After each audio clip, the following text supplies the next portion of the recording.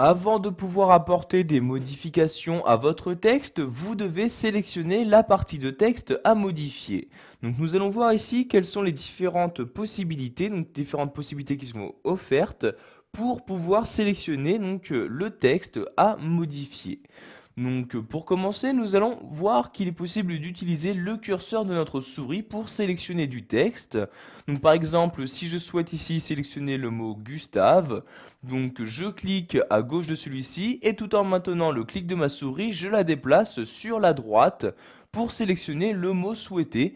Et vous voyez, caractère par caractère, je peux sélectionner le mot.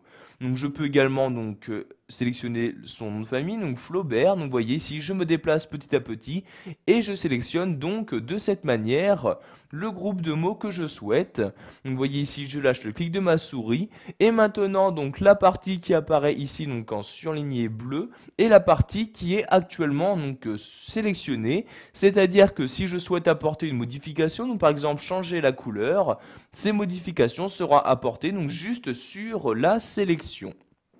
Pour désélectionner votre texte, vous n'avez juste qu'à cliquer en dehors de la sélection. Vous voyez, je clique par exemple ici et automatiquement le texte n'est plus sélectionné.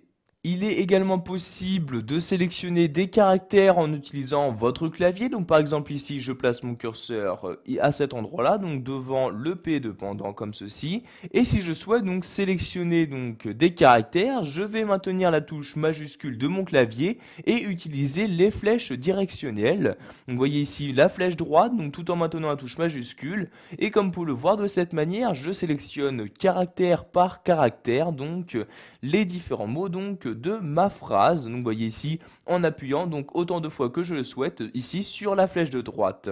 Si j'appuie maintenant sur la flèche de gauche, je reviens en arrière. Donc cette fois-ci je désélectionne caractère par caractère mon texte.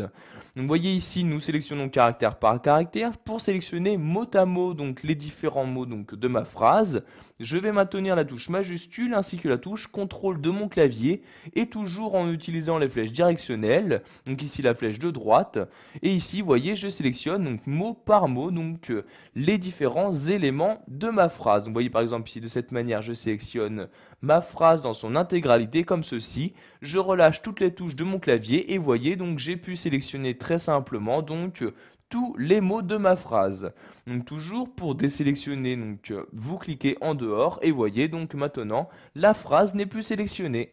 Voilà, vous connaissez maintenant toutes les différentes méthodes qui vous sont proposées pour sélectionner manuellement du texte sous Word 2010.